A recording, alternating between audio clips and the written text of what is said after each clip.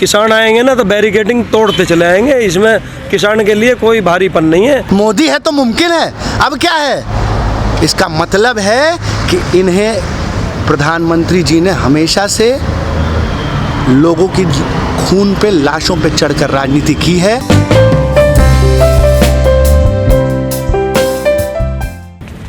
राहुल जी आप बॉर्डर पे लगातार हैं, गाजीपुर बॉर्डर पर, लेकिन टीकरी बॉर्डर से एक बड़ी दुख भरी खबर आई है कि वहाँ पर एक लड़की के साथ गलत काम हुआ है। ऐसी खबरों से कितना असर पड़ेगा आंदोलन पे? अगर जिन लोगों ने ये घटना को अंजाम दिया है उन्हें हम समझते हैं वो किसान नहीं है, ना ही वो किसानों के पक्ष में है, क्योंकि गलत मानसिकता वाले लोग किसान नहीं हो सकते।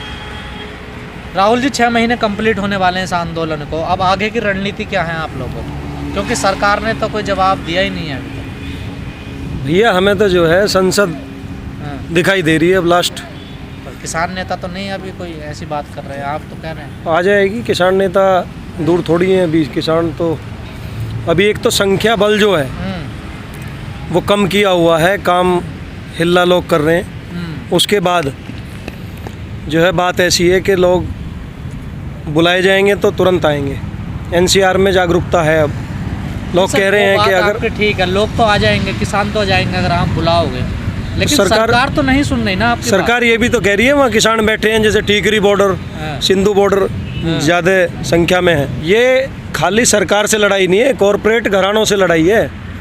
और किसान जो हैं हाथी से लड़ रहे हैं। और अब मैं कहूँगा फिर वही बुराई वाली बात आ जाएगी, वो साधन हमारे पास है नहीं। तो साधन में आना क्यों नहीं चाहते आप लोग? गांधी जी तो यही कहते हैं ना, शांतिपूर्ण तरीके से आज़ादी मिलती है। फिर तो भगत सिंह और सुभाष चंद्र बोस बेवजह फांसियाँ चढ़ के जान खो बैठे अपनी देश के लिए। तो क्रांतिकारी नौजवान भी चाहिए और वो धीरे धीरे अब आई जाएंगे। तो दोनों तो जुनून भर रहे हैं। अभी युवा नहीं है, क्रांतिकारी युवा पीछे हैं अभी, क्योंकि अभी शांति से बात करना चाह रहे हैं। शांति से सरकार सुन नहीं रही तो फिर क्रांतिकारी भी बनना पड़ेगा। युवाओं की कदर नहीं है क्या? नहीं, कदर है, लेकिन अभी सब बैक फुट पे करे हुए हैं कि भाई अभी शांति से निपटा लो मामले को। जैसे 26 जनवरी वाली घटना जो है वो अहिंसक दिखाई गई, जबकि ऐसा नहीं था। 26 घटना के जिक्र आपने किया जी, क्या तब से आंदोलन कमज़ोर होने लगा क्या? उसकी बहुत बड़ी छवि गलत गई क्या देश भर? हाँ, उसमें लोग ये कहने लगे जी वहाँ तो उग्र थे किसान। ऐसा नहीं था, किसान तो अपने रास्ते जा रहे थे सीधे। और यमुना पार करके ITO वाला जो रोड है, जब उसको बंद कर दोगे आप पुल से, तो वो लाल किले की तरफ बड़ा किसान है कहीं भी घुस गया। बंद तो यहीं कर दिया था बॉर्डर पे, गाजीपुर बॉर्डर पर, फिर भी नहीं, वो तो खोला था। गए तोड़ के। तो वो तो पहले ही चेतावनी थी कि 26 जनवरी पे किसान दिल्ली परेड करेगा। और उसकी जिम्मेदारी भी ली, किसान नेताओं ने ली है। उसमें कोई ऐसी आशंका तो है ही नहीं कि भाई झूठ बोला हो। टिकैत साहब ने कहा कि भाई हम गए, हमारी जिम्मेदारी है अगर कोई नुकसान हुआ। रणनीति में कहाँ फेलियर रह रहा है राहुल जी, जो बात नहीं बन पा रही सरकार से? भाई सरकार का जो मंशा है ना वो ठीक नहीं लग रही।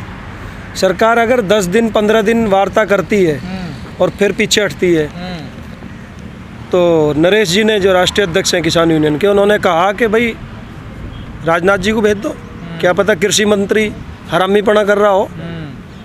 तो सरकार में जो और भी तो मंत्री रहे होंगे, उन्हें भेज दो, उनसे बात बन जाए। आपने कहा भी कि बात, हाँ, राजनाथ सिंह अगर नेताजी कह रहे हैं तो ठीक से ही होगा, किसान नेता कहे उन्हें भी।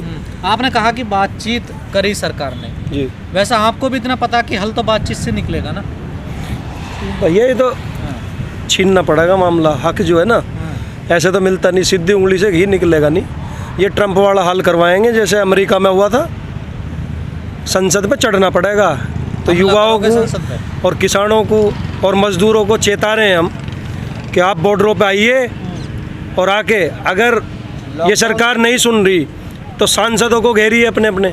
सांसद क्या कर रहे हैं? अभी एक महामारी आई है आपके बीच में, चलो एक किसान मुद्दा अलग है, 3 खाने का लूल अलग बना दिए हैं, लेकिन एक ये जो वैक्सीनेशन का मामला है, वैक्सीन बताइए आप कहीं सरकारी हॉस्पिटल में हो तो खत्म है स्टॉक, कहीं आप ऑक्सीजन दे पा रहे हो तो ऑक्सीजन आपके पास नहीं है, वैक्सीन आपके पास नहीं है, फिर आप किसे दे रहे हो? क्या देश चल रहा है? आपने यहाँ आने के लिए कहा, लेकिन जगह जगह तो लॉकडाउन लगा हुआ है हर राज्यों में। किसान आएंगे ना तो बैरिकेडिंग तोड़ते चले आएंगे। इसमें किसान के लिए कोई भारीपन नहीं है। आर्मी हमारी है, हम ही जवान हैं, हम ही किसान हैं। हमारे भाई आर्मी में, मेरे 2 भाई मान लो ने या दोस्त हैं जो साथ के हैं, वो एसपीजी में। किसी सरकार से आज लोग गरीबी भूखमरी से मर रहे हैं, आज किसान आत्महत्या कर रहे हैं। आप बात करते हैं, आप कहते हैं कि किसान चला जाएगा। अरे प्रधानमंत्री, अगर आपके अंदर दम है, अगर सच में कहते हो जो 56 इंच का सीना है, तो यहाँ वैक्सीनेशन करा। देश को बेवकूफ़ बनाने का काम किया इन लोगों ने।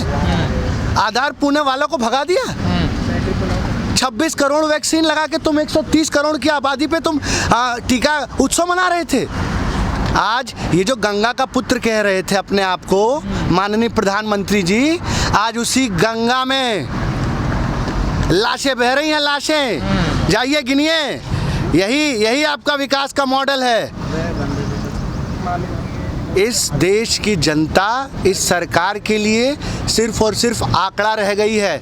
आप किसी के बेटे, पति और भाई होंगे, लेकिन इस संवेदनहीन निर्दयी सरकार के लिए आप एक आंकड़ा है, और उस आंकड़े के साथ भी खिलवाड़ है। लेकिन सब कह रहे हैं ना आप तो कि ये सरकार तो फेल हो गई है। हाँ, तो क्या किया जाए बताइए। अभी तो सब कह रहे हैं। मैं आपसे कब से कह रहा हूँ, जामिया मिलिया इस्लामिया से मैं आपसे कह रहा हूँ, जेएनयू हिंसा में आपको मैंने ये बात बताई, शाहीन बाग के आंदोलन में आपको ये बात बताई। आज मैं किसान आंदोलन में हूँ, और किसान आंदोलन में भी ये लोगों से कह रहा हूँ कि ये सरकार इस देश का विकास नहीं कर सकती। ये सरकार सिर्फ और सिर्फ इस देश का विनाश कर सकती है, और विनाश ही करेगी। बार बार आप बताइए। पिछले 5 साल में तो विकास किया, तभी तो जनता ने चुना ना। क्या विकास किया? तो फिर जनता ने क्यों चुन लिया जब विनाश किया तो इन्होंने? जनता ने इसलिए चुना था जो मोदी जी ने सपने दिखाए थे कि 2 करोड़ नौकरी देंगे सबके। जो है 2022 आ गया, सबको घर देने की बात कहा था इन्होंने 2022 में। इन्होंने कहा था गंगा साफ हो जाएगी। इन झूठे वायदों को सुन करके, इन झूठे सपनों पे विश्वास करके भी कहा था ना धारा 370, तो धारा 370 खाना दे रही है, आज लोग मर रहे हैं। धारा 370 बेड दे रही है, ऑक्सीजन दे रही है, 3 तलाक आपको भर्ती करा दे रहा है। इस देश की जनता को ये तय करना होगा कि अरे आपके मुद्दे क्या हैं। हिंदू मुसलमान खाने को दे रहा, हिंदू मुसलमान खा लिए, कितनी और जान खाओगे हिंदू मुसलमान के चक्कर में। आज आप सोचिए कि उस प्रधानमंत्री ने अगर 3000 के सरदार पुतले की जगह और नरेंद्र मोदी स्टेडियम की जगह नरेंद्र मोदी हॉस्पिटल बनाया होता, तो आज कितनी लाशें बच जाती। और मैं क्यों लोग तो कह रहे हैं कि ये महामारी, इसमें सरकार क्या कर सकती है? सरकार क्यों नहीं कर सकती है? आज चाइना और अमेरिका अपने पैरों पे खड़े होने लगे, वहाँ पे भी तो महामारी थी। मैं ये मानता हूँ कि इस महामारी को बचा पाना, रोक पाना एक चुनौती का काम है और मुश्किल काम है, लेकिन नामुमकिन नहीं है। और ये तो नारा देते थे मोदी है तो मुमकिन है। अब क्या है? इसका मतलब है कि इन्हें प्रधानमंत्री जी ने हमेशा से लोगों की खून पे, लाशों पे चढ़कर राजनीति की है।